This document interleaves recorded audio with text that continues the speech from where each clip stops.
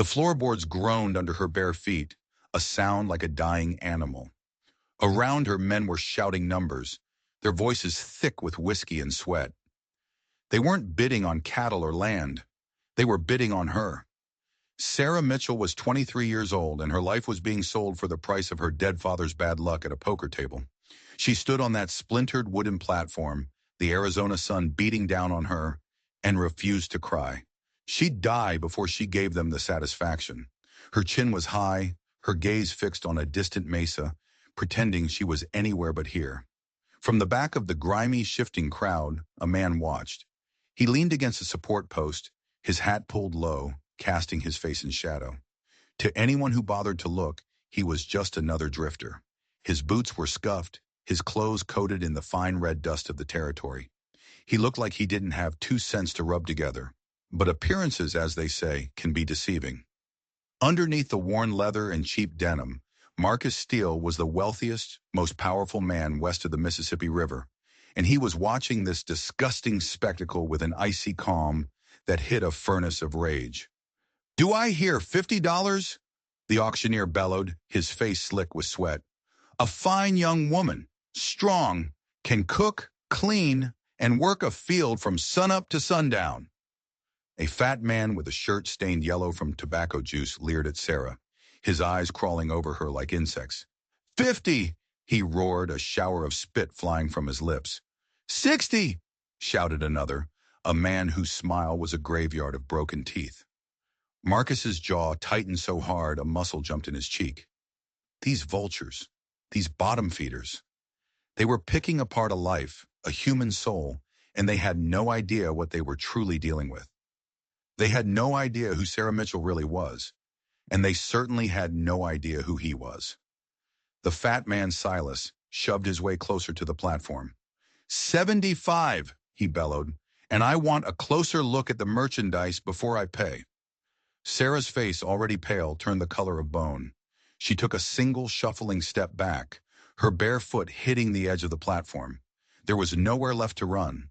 The crowd laughed, a low guttural sound. The auctioneer shrugged, ready to let Silas have his way. This was it.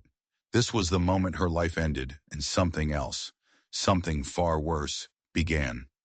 That's when the man in the back had finally seen enough. A voice cut through the heat and the stench of the crowd like a razor. It was deep, calm, and carried a weight that made every other sound stop. $200.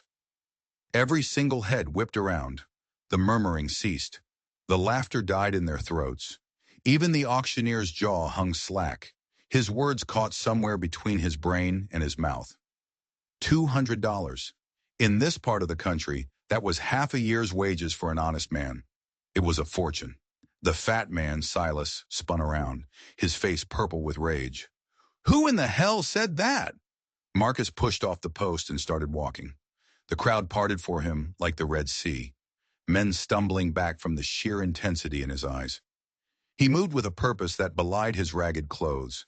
As he stepped out of the shadows and into the harsh sunlight, they could see him clearly for the first time. He was tall, broad-shouldered, with skin weathered by 1,000 suns. But there was nothing about him that screamed money. He looked like he'd have to rob a bank to have $200. "Name's Marcus," he said, his voice flat and even. He stopped right in front of the platform looking up at Sarah. "And I said 200. Sarah stared down at him, her green eyes wide with a terrifying mix of hope and fear. Who was this man? Was he saving her from the fire, only to throw her into the furnace? One monster for another? The auctioneer finally found his voice, stammering. 200? Any other bids?" He looked desperately at Silas. The fat man just spat a stream of brown tobacco juice into the dirt. He wasn't just angry, he was suspicious. He knew, just by looking at Marcus, that something wasn't right. Something was very, very wrong with this picture. "Going once," the auctioneer called out, his voice shaking. "Going twice." Marcus didn't wait. He reached into his worn leather vest and pulled out a roll of cash so thick it made 2 men in the front row whistle in shock. He peeled off the bills and slapped them into the auctioneer's trembling hand. "Sold," Marcus said. It wasn't a question. It was a statement of fact. But as he held out the roll of cash, Sarah saw it. For just a split second, as the bills unfurled, she saw the denominations. They weren't ones or fives, they were 50s, hundreds. There was more money in that single roll than her father had seen in his entire lifetime. Her blood ran cold. This was no drifter. This was no simple cowboy. So who was he? And what did he really want with her? The rough rope cut into Sarah's wrists as Marcus led her away from the auction block. His horse wasn't some dusty nag. It was a magnificent black stallion, its coat gleaming like polished obsidian. The saddle was hand-tooled leather, shimmering with silver conchos. Every single thing about this man was a contradiction, a lie wrapped in a puzzle. He lifted her onto the horse, seating her behind him. The heat from his body was a stark, unnerving presence. "Where are you taking me?" she asked, her voice a dry whisper. Marcus didn't answer right away. His eyes were scanning the crowd, which was now dispersing, muttering in confusion. He watched Silas, the fat man, glare at them with pure venom before storming off toward the saloon. Marcus clocked his direction, his face a mask of cold calculation. He knew this wasn't over. Not by a long shot. "To my property," he finally said, his voice a low rumble. The word hit her like a punch to the gut. Property. So that's all that had changed. She'd just been sold to a higher bidder. A more mysterious, more dangerous bidder. Her heart hammered against her ribs, a frantic bird trapped in a cage. As they rode out of the dusty, miserable town, Sarah's mind began to work, pushing past the fear. She started to notice the details, the small things that screamed the truth. His gun belt wasn't some cheap, off-the-shelf rig. It was custom-made, fitting him perfectly. The handle of the revolver sticking out of it was pearl, not wood. And when he'd paid the auctioneer, she was almost certain she'd seen the glint of a gold chain, the kind attached to an expensive pocket watch. No drifter carried a gold watch. "You're not who you say you are," she said, her voice stronger now. She was testing him, pushing him. He was silent for a long moment as they navigated a rocky outcrop. "How's that?"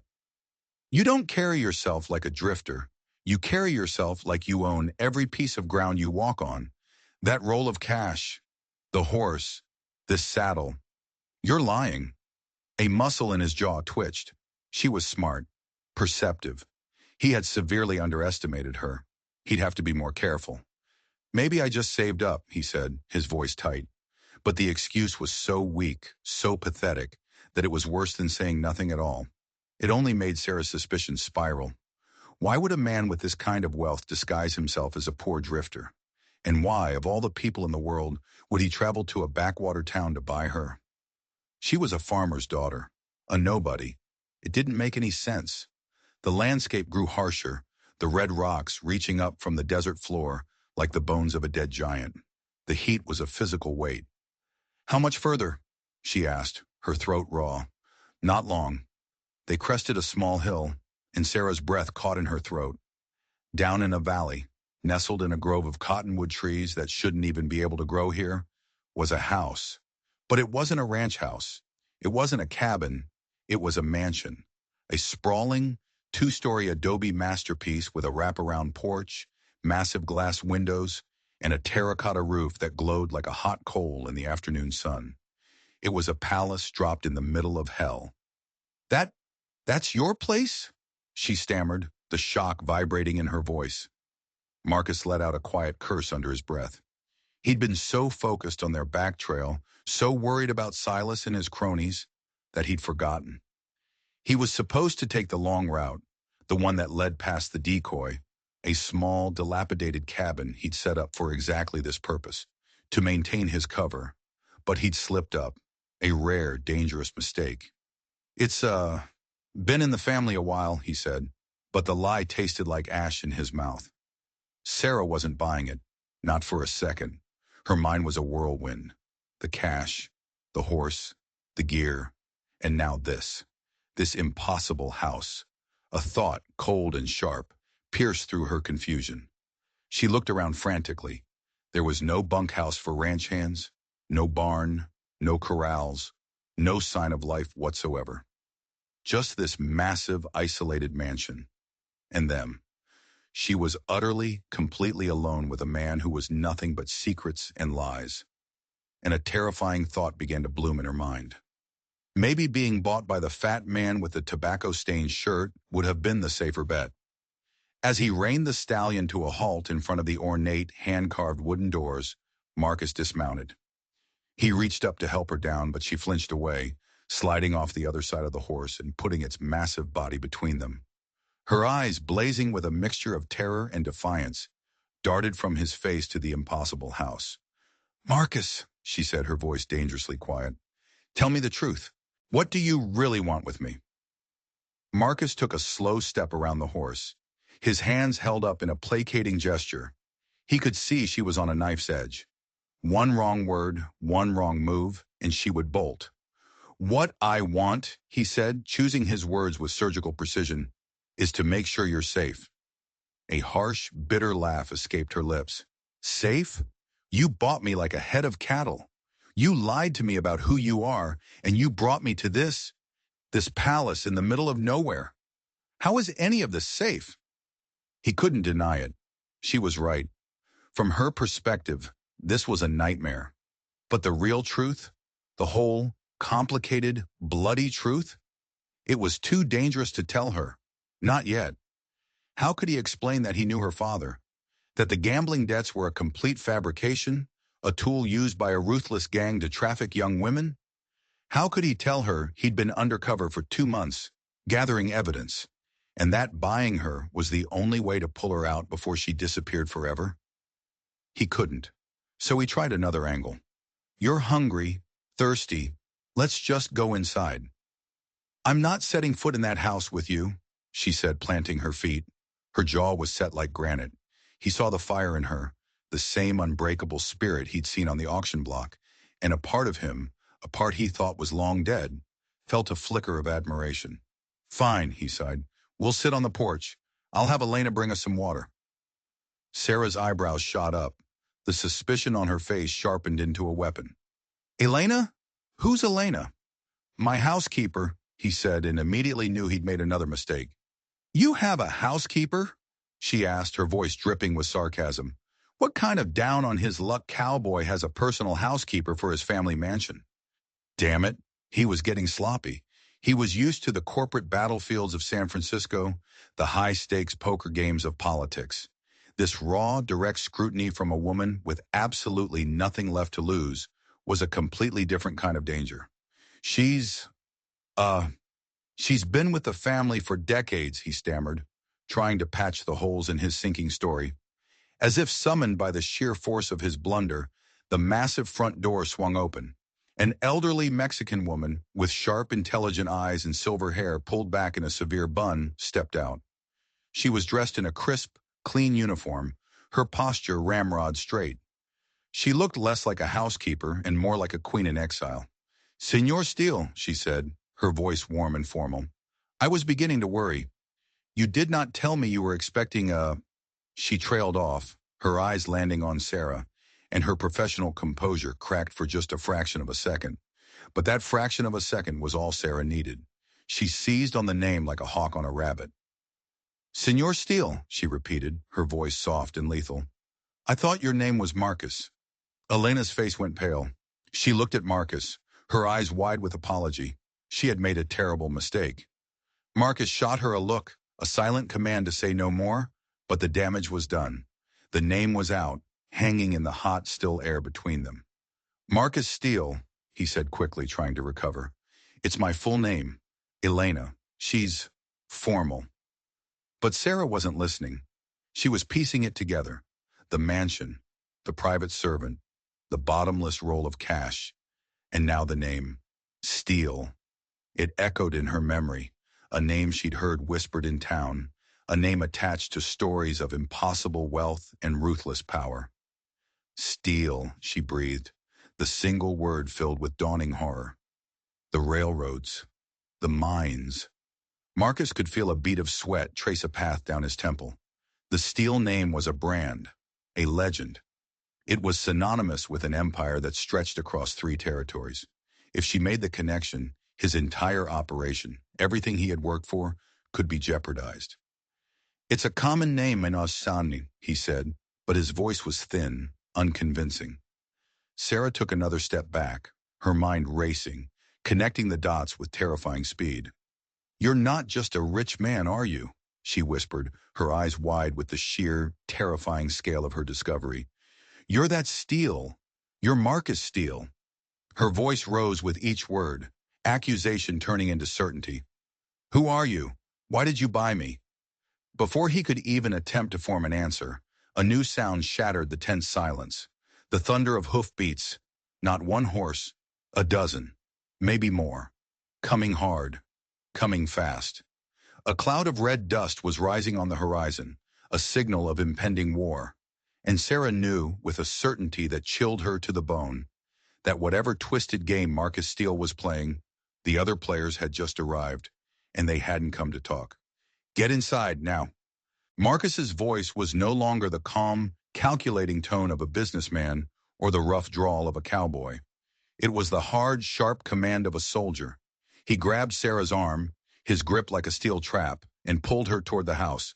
"Let go of me!" she yelled, trying to twist free, but it was like trying to fight a mountain. "Those men aren't here for a friendly chat," he growled, his eyes fixed on the rapidly approaching dust cloud. He shoved her toward the open door where Elena stood, her face a grim, stony mask. "Elena, the West Wing safe room. Go!" But Sarah dug her heels into the dirt. "I'm not going anywhere until you tell me what is happening." The riders were closer now, close enough for Marcus to make out the man in the lead. His blood ran cold. It was Silas, the fat man from the auction. And with him were a dozen of the hardest, cruelest-looking men Marcus had ever seen. They were armed to the teeth. "They're here for you," Marcus said, his voice flat and deadly. "Silas and his crew. They run the debt collection scheme that put you on that block." "But you paid him," Sarah cried. "You bought me." "Men like Silas don't care about a single payday," Marcus bit back, pulling his pearl-handled revolver. "They care about their operation. My buying you publicly was a challenge. It was a message, and this is their answer." The riders were fanning out, beginning to surround the house, their rifles glinting in the sun. This wasn't a raid. It was a military-style assault. "How do they even know where to find you?" she whispered, horrified. That was the question, wasn't it? This location was supposed to be a secret, known only to him and Elena. For Silas to find it this quickly, it meant something was terribly wrong. It meant he had a leak, a traitor. "That's a good question," he said grimly. "One I'll have to worry about later." Silas reined his horse to a stop just beyond the porch, a cruel, triumphant smirk on his face. "Well, well, well, Mr. Steele," he boomed, his voice dripping with venom. "Heard some interesting whispers in town about who our mystery buyer was. The great Marcus Steele, playing cowboy. You made a big mistake sticking your nose in my business." His cover was completely, utterly blown, which meant Silas didn't just know his name. He knew exactly how much power and money that name represented, and that made everything infinitely more dangerous. Silas wasn't here just for Sarah anymore. He was here for the score of a lifetime. "Your business is built on lies and human misery," Marcus called back, positioning himself in the doorway, using the thick adobe frame as cover. "Business is business," Silas laughed. "And you interfered. So here's the new deal. You send out the girl and you add a wagon full of your gold, and we might just let you and your maid live." Sarah stared at Marcus, her mind reeling. What did he mean? Your business is built on lies. What's going on? Marcus glanced at her, his face a mask of grim resolve.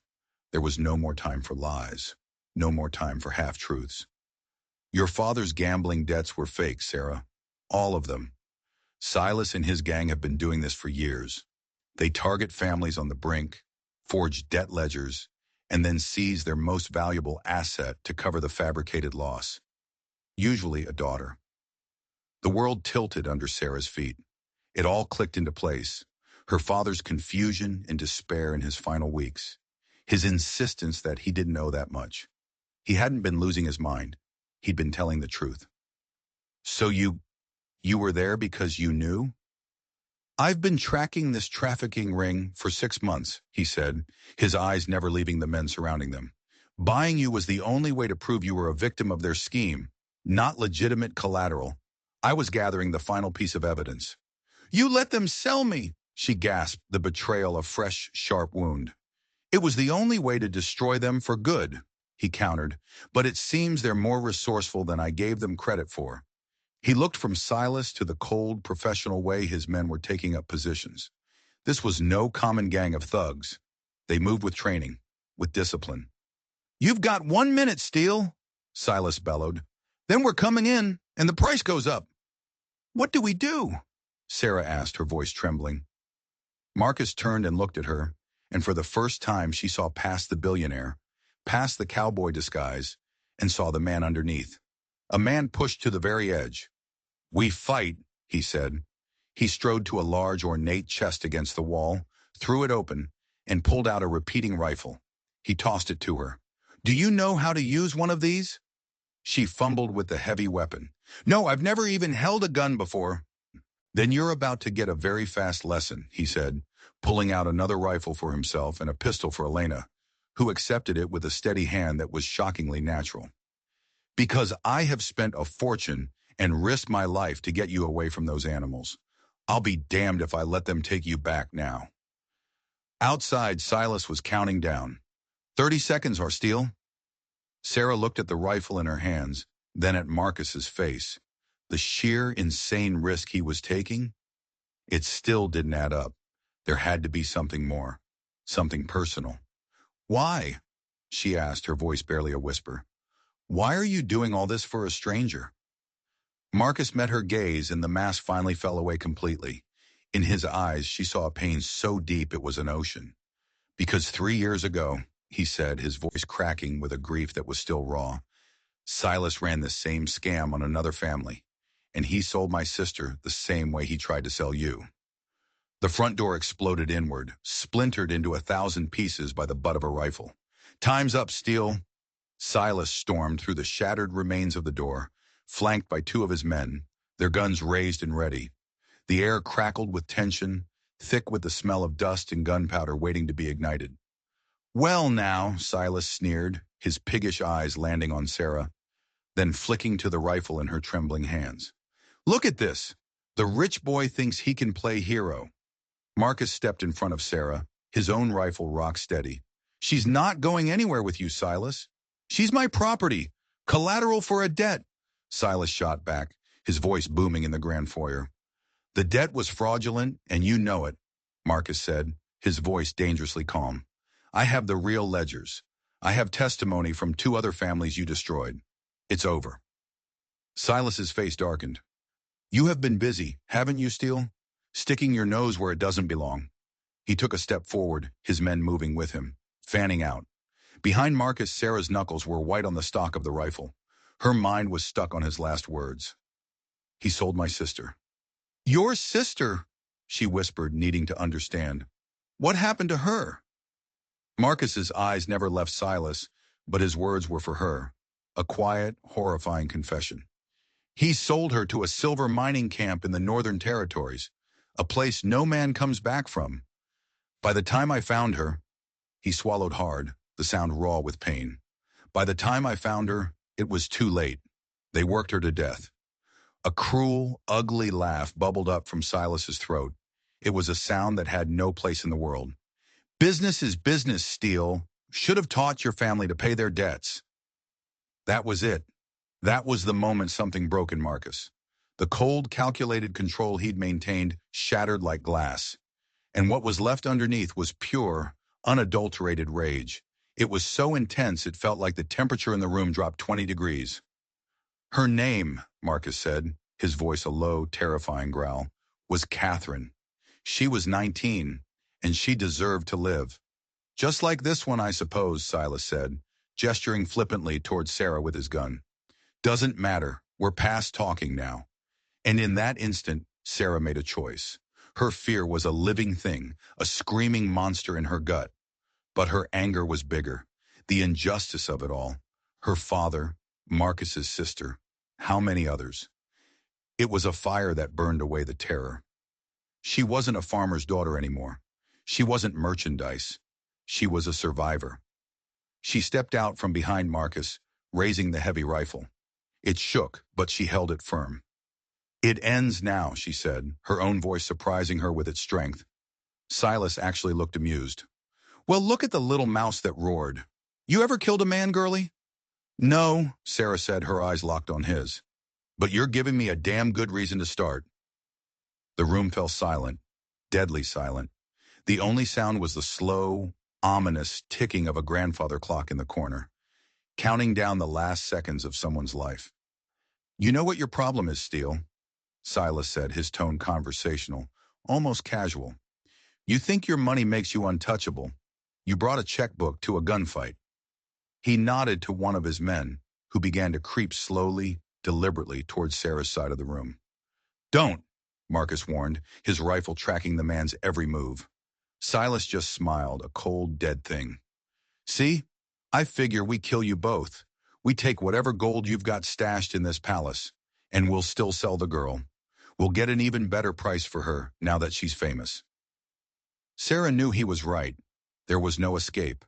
They were outnumbered, outgunned. The mansion had become their tomb. But then she saw it, a flicker in Marcus's eyes. He wasn't beaten. He was waiting. He had another card to play. You made two mistakes, Silas, Marcus said, his voice steady. Oh yeah? What's that?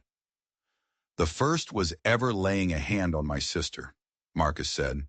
Then his hand moved, a blur of motion, not toward his gun, but toward a small carved wooden bird sitting on a nearby table. His thumb pressed down on its head. It was a button, a trigger. And the second mistake, Marcus continued, a grim smile touching his lips. You assumed I came alone.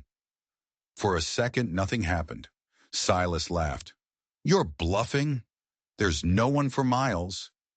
And then they heard it, a sound that started as a low hum and grew into a roar. The pounding of hoofbeats, but not a dozen this time. It sounded like 100. It sounded like a cavalry charge. It was the sound of overwhelming force. Silas's smirk vanished, replaced by a flash of disbelief, then panic. He spun toward the shattered doorway just as the first figures appeared, pouring onto the porch. They weren't thugs.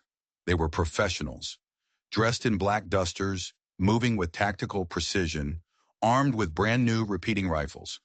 They swarmed the house, appearing at the windows, the back doors completely surrounding Silas and his men in seconds. Federal Marshals! The lead man bellowed, his rifle aimed squarely at Silas's chest.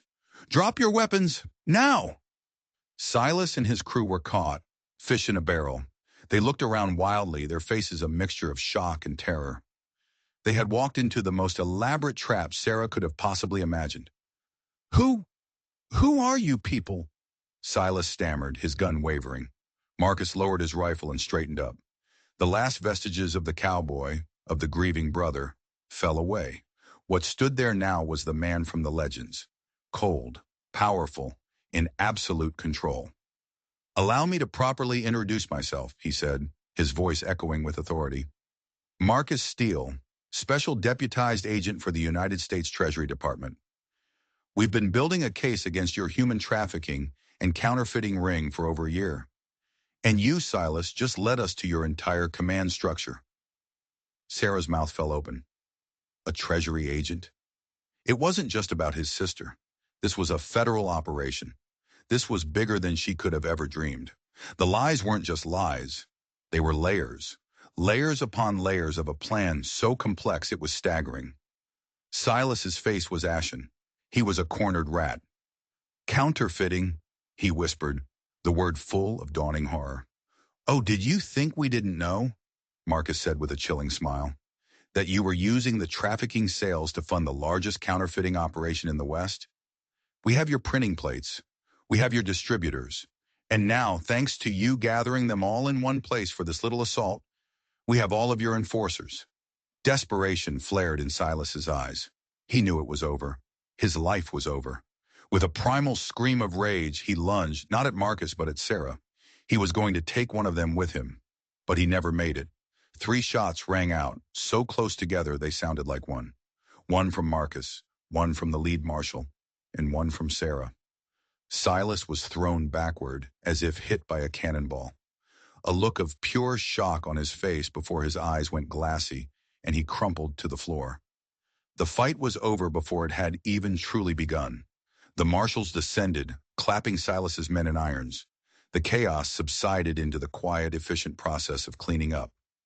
Sarah stood there, the rifle still hot in her hands, the smell of cordite sharp in her nostrils.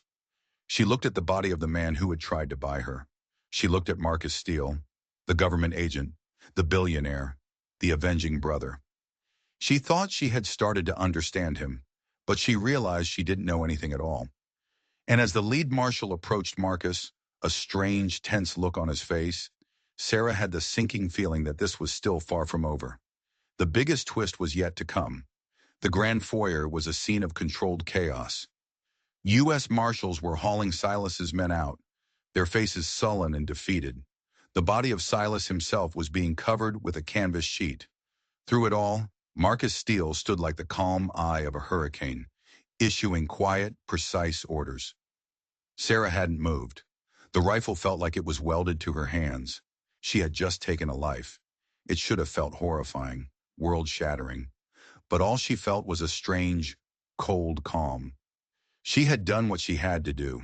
The woman who stood on the auction block that morning was gone, burned away in a flash of gunpowder. The lead marshal, a tall man with a weathered face and a sweeping gray mustache, approached Marcus. His name was Deputy Marshal Thorne. "It's done, Steele," Thorne said, his voice low. "The entire network is rolling up as we speak. We're hitting their safe houses in 3 territories based on the intel you provided." "What about the ledger?" Marcus asked, his eyes sharp. Thorne hesitated for just a second too long. "Secured from Silas's saddlebag. It's all there. Names, dates, transactions. The counterfeiting records. All of them," Marcus pressed. There was an edge to his voice, a tension that made Sarah's skin crawl. This wasn't a simple debriefing. This was something else. "Every page," Thorne said, but he wouldn't quite meet Marcus's eyes. And that's when Sarah saw it. A small, almost imperceptible movement. Thorne's hand was resting on the butt of his pistol, his thumb stroking the hammer. It wasn't an aggressive move, but it wasn't a relaxed one either. "You know, it's a funny thing, Thorne," Marcus said, his tone turning conversational, almost lazy. "When you sent me the coded telegram this morning confirming the raid was a go, you used the sign-off, Sunrise is red. That's the code we agreed on." Thorne nodded slowly. "That's right." "Yes," Marcus continued, taking a slow step to his left, subtly putting himself between Thorne and the main doorway. "The funny thing is, the real code, the one I gave only to you, face-to-face in my San Francisco office, was Sunrise is golden. Sunrise is red was the version of the plan I leaked through a source I knew was dirty." Thorne's face went rigid. The color drained from his cheeks. He knew. He was caught. "I don't know what you're talking about," he said, but his voice was thin. "Sunrise is red was the signal for you to bring your men," Marcus said, his voice dropping, becoming as cold and hard as the barrel of a gun. "But it was also a signal to my men, a signal that you were the traitor." Sarah's breath hitched. "A traitor? The lead marshal?" "You've been on Silas's payroll for years, haven't you?" Marcus accused. "Skimming from the top, feeding him information on federal movements. When my investigation got too close, you got scared. You planned to let Silas kill me here today, then you'd kill him, take the ledger, and blame it all on a shootout with a dead mastermind. You'd be the hero, and the real boss would remain safe." Thorne's hand tightened on his pistol. "You're insane, Steele." "Am I?" Marcus countered. He glanced over at Sarah. "The rifle, Sarah. Check the carving on the stock." Confused, Sarah looked down at the weapon in her hands. On the wooden stock near the butt plate was a beautifully carved bird. It was the exact same design as the wooden bird on the table that Marcus had used to signal his men. "It's a mockingbird," she said, her mind racing. "All of my personal weapons are marked that way," Marcus said, his eyes still locked on Thorne. "Now look at the rifles the other marshals are carrying." Sarah looked up. The other men, his men, the ones who had swarmed the house, all carried the same rifle, each with a tiny, telltale mockingbird carved into the stock. They weren't U.S. Marshals at all. They were his private army. Thorne saw it too, and a look of pure animal panic crossed his face. He'd been played from the very beginning. Who are you? Thorne whispered, the last shreds of his authority gone. I told you, Marcus said.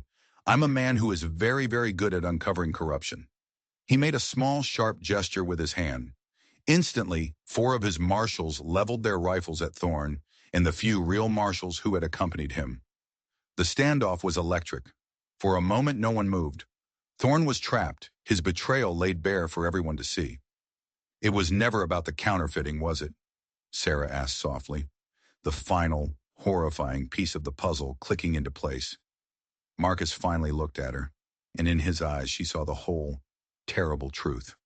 No, the counterfeiting was a cover story, a lie to get the Treasury Department to sanction my investigation, a way to get federal resources pointed in the right direction. But if it wasn't about the money, then what was it all for? She asked. The ledger, Marcus said, his gaze flicking back to Thorne. The real ledger, the one Silas was carrying, it doesn't just have names of buyers and sellers. It has something far more valuable. It has a list of the girls, where they were from, and most importantly, where they were all sent. His voice broke on the last few words. This was never about justice. Not really. It was never about destroying a criminal network or stopping a counterfeiting ring. It was a rescue mission, his sister, Catherine. He'd lied. He hadn't found her dead. He had never found her at all.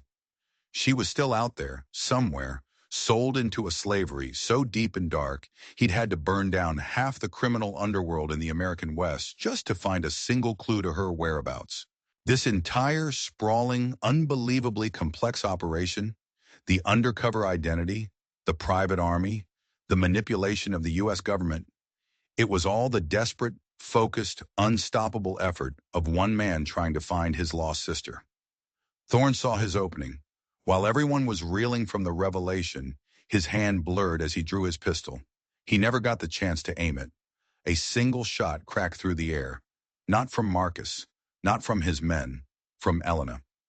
The housekeeper stood in the doorway to the kitchen, a small Derringer pistol in her hand, a wisp of smoke curling from its barrel. Thorne crumpled to the ground, a neat black hole in the center of his forehead. He was dead before he hit the floorboards. The room fell into a stunned silence. Elena calmly placed the pistol on a table. He was a loose end, Senor Steele, she said, her voice as steady as a surgeon's hand. The plan must be protected. Sarah stared at the elderly housekeeper, the woman who had served them water, who had accepted a pistol from Marcus as if it were a teacup, who had just executed a U.S. Marshal without blinking an eye.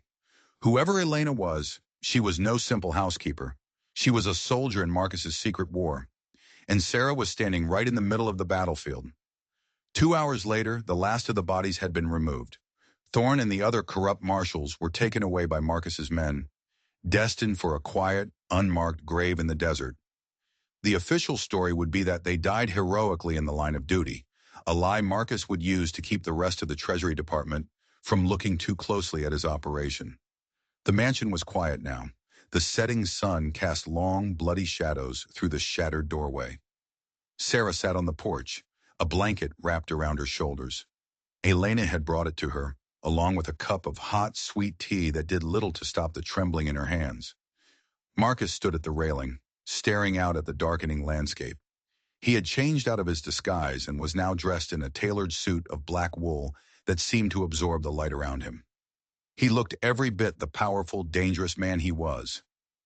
Elena is more than a housekeeper, isn't she? Sarah said, breaking the long silence. Marcus didn't turn.